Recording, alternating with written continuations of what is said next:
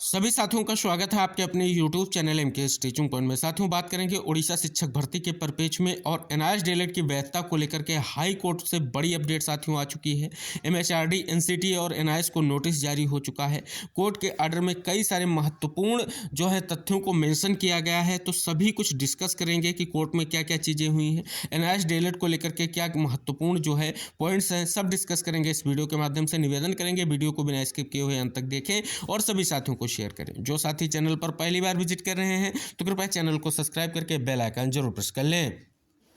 सभी साथियों को अवगत करा दें, ये आपका जो केस है स्पष्ट तौर पर किस बिहाफ से किया गया है इसको अवगत कराएंगे। यहाँ पर सभी चीज़ें दी गई हैं जो आपके केस से संबंधित हैं, आप सभी को अवगत कराएंगे केस किस परिपेक्ष से किया गया है। तो साथियों यहाँ पर स्पष्ट तौर पर आप देख सकते हैं 10/9/2023 की डेट आप सभी को दी गई है, जिसमें स्पष्ट तौर पर इंगित किया गया है कि 20,000 जूनियर टीचर जो हैं स्पष्ट तौर पर पोस्ट को लेकर के बहुत ही महत्वपूर्ण सूचना इसलिए इंगित करा रहे हैं क्योंकि एनआईएस डीएलएड के परिपेक्ष में ये महत्वपूर्ण जो है तथ्य यहाँ पर स्पष्ट किया गया है। लिखा गया है कि 2017 से 19 सेशन में जो स्पष्ट तौर पर पास्ट इन सर्विस लिखा गया है, ये ऑलरेडी यहाँ पर लिखा गया है, ऑलरेडी प्रूव्ड है और ये वेल जो है एक्सपीरियंस, इनके पास बहुत अच्छा जो है एक्सपीरियंस भी है और स्पष्ट तौर पर बात की जा रही है कि इनके पास क्वालिफाइड भी हैं और ट्रेंड भी हैं। यानी सारी चीज़ें स्पष्ट तौर पर यहाँ पर इन्होंने कहीं ना कहीं अपने तथ्यों को रखा है। यानी एनआईएस डीएलएड की तरफ से ये स्पष्ट किया गया है कि इस शिक्षक भर्ती में जो है एनआईएस डीएलएड को कहीं ना कहीं स्पष्ट तौर पर स्थान मिलना चाहिए। साथियों, इस केस की ड्राफ्टिंग की अगर नज़र डालें तो कहीं ना कहीं बहुत ही मजबूत ड्राफ्टिंग यहाँ पर आपके दिख रही है। यहाँ पर देख सकते हैं स्पष्ट तौर पर जो है यहाँ पर वो सारे जजमेंट जो है स्पष्ट तौर पर मेंशन किए गए हैं। यानी कहीं ना कहीं केस को महत्वपूर्ण और इम्पोर्टेंट जो है बनाया गया। अब साथियों, सुनवाई में आप सभी को अवगत करा दें, आर्डर आ चुका है। तो साथियों यहाँ पर स्पष्ट कर दें, ये सुनवाई जो आपकी हुई है 25 जनवरी को हुई है साथियों, यानी कल आप सभी की सुनवाई हुई है। और बात करें तो बहुत ही महत्वपूर्ण जो है सूचना निकलकर सामने आ रही है। याचिका की अगर बात करें तो आपकी 1195 आप 2024 जो आपकी WP नंबर से आपकी दिख रही है। अगर याचिकाकर्ता की बात करें तो आप सभी लोगों के लिए बता दें अंजलि जेना एंड अदर्स की याचिका है जो state of Odisha and others पर जो है कहीं ना कहीं स्पष्ट तौर पर दिख रही है। बात करें आपके जस्टिस ब्रिजा प्रसन्ना आपके जो है स्पष्ट तौर पर सत्यपति सर जो हैं स्पष्ट रूप से जस्टिस हैं, जिनके माध्यम से ये कहीं ना कहीं महत्वपूर्ण फैसला देखने को मिला है। सुनवाई हुई, स्पष्ट किया गया है। 3 पहले पॉइंट में आप देख सकते हैं, दूसरे पॉइंट में सुनवाई हुई, तीसरे पॉइंट में इश्यू नोटिस जो है स्पष्ट तौर पर क्वेश्चन फॉर एडमिशन को लेकर के किया गया है। और साथ ही यहाँ पर स्पष्ट तौर पर बात की गई है रिट पिटीशन के लिए जो स्पष्ट तौर पर 5 एक्स्ट्रा कॉपी जो है स्पष्ट तौर पर सभी को कहीं ना कहीं 29 जनवरी तक अपोजिट पार्टीज को जो है स्पष्ट करने के लिए दी गई हैं और नोटिस जो है कहीं ना कहीं उनको एक्सेप्ट करना, ये भी बात की गई है।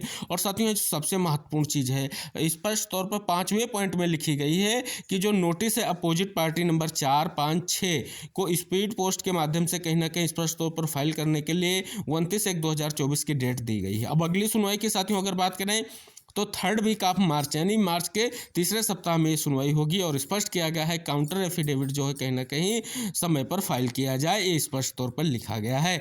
और साथियों यहाँ पर एक और महत्वपूर्ण जो केस है अमेंडमेंट है, उसको भी कहीं ना कहीं इसके साथ ही स्पष्ट तौर पर नोटिस की बात की गई है। तो साथियों ये सुनवाई का स्पष्ट हो रहा है। अब साथियों जो नोटिस जारी की गई है तो किन किन को नोटिस जारी की गई है उस पर बात करेंगे।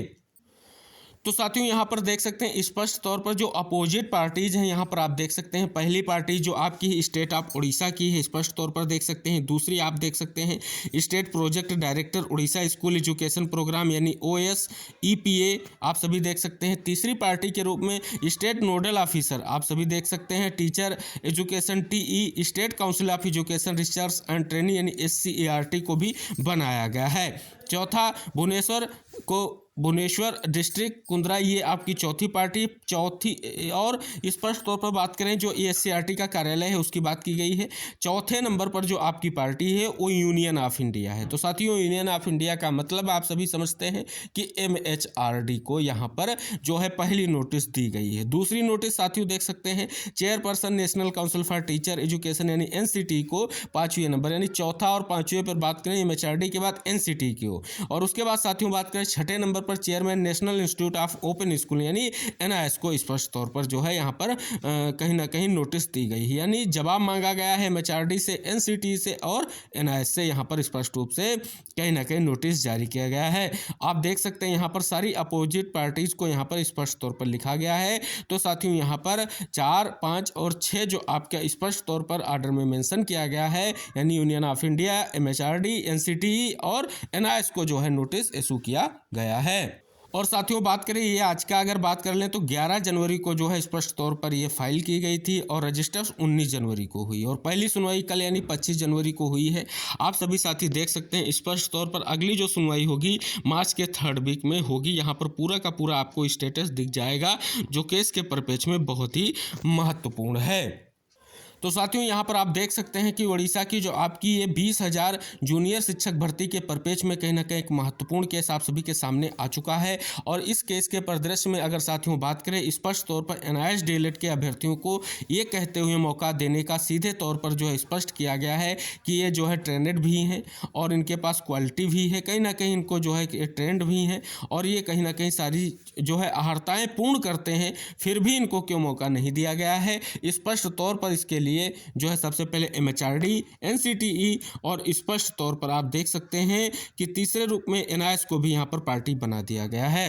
तो यानी कहीं ना कहीं साथियों बात करें अपोजिट पार्टी के रूप में एक बड़ा केस आप सभी देख रहे हैं जो स्पष्ट तौर पर हाई कोर्ट में गया है। साथियों जो भी स्थितियां होंगी कहीं ना कहीं बहुत ही महत्वपूर्ण होंगी और महत्वपूर्ण इसलिए होंगी क्योंकि साथियों यहाँ पर ये तीनों जो है कहीं ना कहीं जिम्मेदार संस्थाएं दिख रही हैं। पहला आप सभी को पता है कि MHRD के निर्देश पर NCTE ने जो है स्पष्ट तौर पर मान्यता पत्र जारी किया था और NIS के माध्यम से ODL मोड से स्पष्ट तौर पर NIS DLED के कोर्स को जो है कंडक्ट किया गया था। तो ये DLED का जो कोर्स है जिसको स्पष्ट तौर पर सुप्रीम कोर्ट ने ये कहते हुए कहीं ना कहीं जो है स्पष्ट तौर पर प्राथमिक शिक्षक भर्ती में मान्य करने से जो है मना कर दिया कि ये 18 माह का कोर्स है। तो साथियों ये आपका आर्डर है, ये आपके लिए महत्वपूर्ण सूचना है साथियों, इसलिए क्योंकि ये साथियों वर्तमान में देखें तो स्पष्ट तौर पर कहीं ना कहीं शिक्षक भर्तियों के परिदृश्य में कई सारी चीज़ें निकल कर आ रही हैं और जिन राज्यों में शिक्षक भर्तियाँ आ रही हैं, चाहे वो असम हो, चाहे आपका उड़ीसा हो, चाहे आपका स्पष्ट रूप से जो है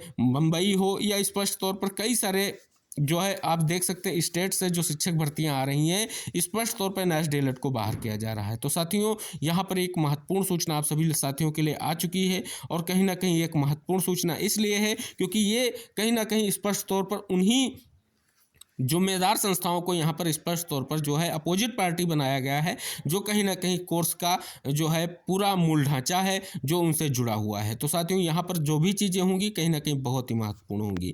आशा करेंगे सभी साथियों से इस वीडियो को सभी NIS DLED के साथियों तक जरूर शेयर कीजिएगा क्योंकि सभी साथियों के मन में कहीं ना कहीं एक जिज्ञासा उत्पन्न हो रही है कि आखिर DLED को लेकर के जो स्पष्ट तौर पर समस्याएं बनी हुई उनका निराकरण कब होगा।